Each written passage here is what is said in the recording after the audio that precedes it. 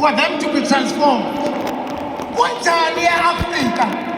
Umntwana womAfrika ukhuliswa ngebheko. Umntwana womAfrika ukhuliswa ngesiko lakhe njengomAfrika.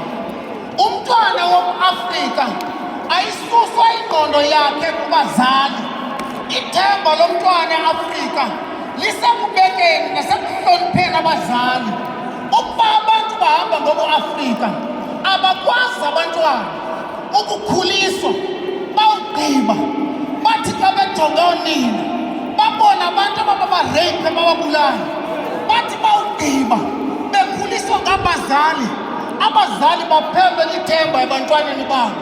As it is the case in South Africa today, what has been actually wiped off in the mindset, the norm, the culture, professionalism that is based on Africanism. What has actually been wiped off is that way of grooming an African child. A child in Africa ukhuliswa ngokubeka ithemba lakhe kubazali bakhe. Akakwazi ukukhuliswa umntwana ukuze abe yi-rapist ne-criminal. Kodwa idemokhrasi ngoba yintando yeningi. Democracy is the will of the people. It is not the will of God. That is why it's many brains that are invited to come and vote and give power and superiority and sovereignty to that particular political party without even looking at its political ideology and its value system. And when this political party takes over in power, it embraces and glorifies its superiority over any other thing that ever exists. That is why it is going to be a party that convenes itself in its conference and takes resolutions that all are aimed at benefiting the party and not the people. And that is why you have conferences that will resolve that we want to nationalize the commanding heights of the economy in South Africa, only to find that they can never implement that even if they can implement a majority vote in parliament. Why? Because there is no African thinking in their own way of thinking. That is why they don't view themselves as a curse on the land. Once you as an African leader or an African, you get captured by the West. You serve the master in Britain. You serve your master you are given orders and marching orders by the CIA, the Central Intelligence Agency, to do whatever that pleases them and also mortgage the economy of this country that you are owning and leading, because it's your position in power. It's all about serving the West to mortgage this economy and the mineral and natural resources so that the people of South Africa and Africa in particular, they suffer forever under your leadership. It means you are lacking Africanism. Africa, that's why you want to do everything for the benefit of the West. That is why you make sure when you are in government, if you are not African in thinking, you will make sure that you undermine the traditional leadership of Africa. Qinisekisa ukuba abantwana ababahlonipho ni abafazi abawahlonipho amadoda ehlangene onke akazihloniphi inkosi. Amakhosi ahlangene nezizwe zawo athi angamhloniphi uThixo. Hello lizwe liyathabalala. ISouth Africa ikuloo ndlela ngoku. I-ATM imele ukuzonqanda ilizwe lingayi kuyo direction.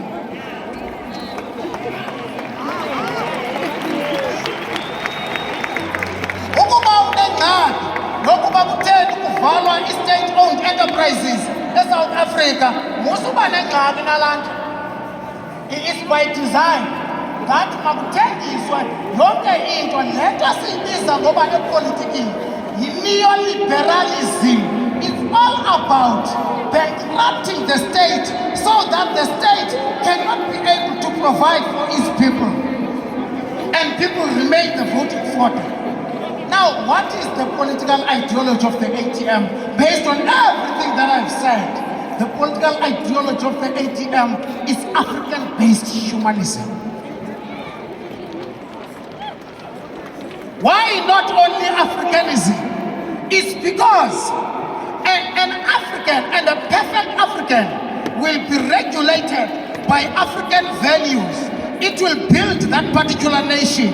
But how do you bring that nation of Africans to God? You need a spiritual bridge, and that spiritual bridge is humanism. Because you're talking the human character in an African being. Because an African being without the human character, which is the extract of the Spirit of God in this African being, it keeps that bridge open between God and an African being.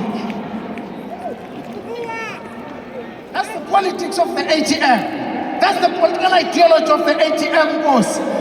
Then our values give a full character. If you talk peace, if you talk Ubuntu, you talk transformation, you talk any value that we have out of the 5, you talk a character that is accrued to the party. So that when you are seen or you see the ATM, you see that character. And when you choose to join the ATM, you join the value system of the ATM. You don't join a membership of the ATM but by just signing a form and paying 20 rands as a subscription fee. You join with your heart into the value system of the ATM, and it makes you a full member of the ATM. We have a spiritual head in the ATM, and you must understand why. Umzongena nhloko, impuku zimaphezu kwezonke. Umzongena ndoda olawulwa ngomama bodwa, awunanhloko, unomzimba. E-Afrika, omama abalawuli beme ngaphambili. Omama, they lead from behind. Ngamanye amazwi, si-embrace indoda ukuba iyingqondi, kodwa sisazi uba yondliwa ngamacebo, yondliwa ngembiza evuthiweyo evela komama. Asikwazi ke ukunilandela bomama, and anisuphatha ngale ndlela nifuna ngayo. Niyowuphatha kuphela xa niqale nasithobela. Uba indoda ufuna ukuthobela, ufuna ukuyilawula, qale uyenze yoneliseke. Sufuna uba indoda ithi ngoneliswa nguwe nekharektha yakho, ufuna ukuphatha. Because hayibo ku-Afrika obo, mayixole kuqala. Umuntu omdala noba uyinkwenkwe, uba uhleli neqhego, uyakwazi iqhego ukulenzisa le nto uyirhalelayo, kodwa xa ulithobela. I-political ideology ye-ATM ebendiyimele ndiyichazile. Siya kwii-elections ke thina, and asoyiki into. Uma sifika ku-2024, awuphinde ukhale kumkani, ukhalela into yoba niqhathwa zii-politicians. Ii-politicians asizizo thina apha kwi-ATM. Singabenzi bentando ngengqondo kaThixo ukuba izolawula apha ngaphakathi emhlabeni uThixo awudalileyo. Singabenzi belo lizwi thina ezi-ATM. Kodwa kungothuki xa singavumelani nezinto ezenziwa rongo kulaa palamente. Ayithi loo nto ukuba singumbutho oxolo asinawuya ekhoti xa usimosha, because asilweli thina eziphathi, silwela ezi nkosi uzithuthisayo, silwela abefundisi ubathuthisayo, silwela la mahlwempu uwathuthisayo. Wawugqiba ube nayo yonke imali uyifake ematlasini, uthi liplazi lakho eli akho nkomo yakabiza imiliyoni unotha. Uma ayikho inkomo noba ungathi li-ankola noba yintoni noba zingangumhlambi kodwa ngeke ziyenze imiliyoni. Yinkomo enjani le ukwaziyo ukuyithenga ngemiliyoni, nge-3 million?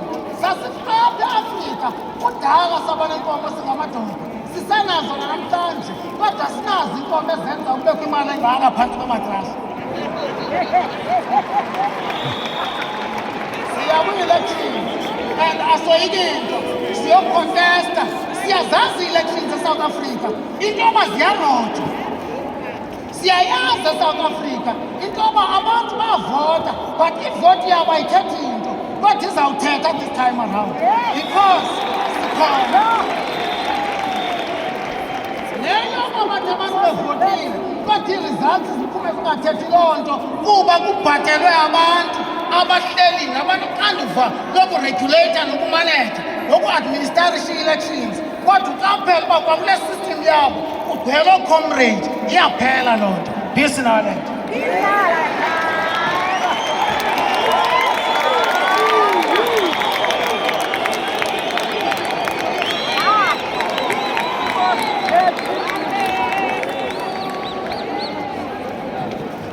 Sukulwa SG, sukulwa. Peace in our land. Peace in our lifetime. U-SG ugqibela ngokuthi zizawujika izinto ngo-2024. Ndicinga uba ke ukuba zizawujika izinto masive uba uthi upresident izawujika njani.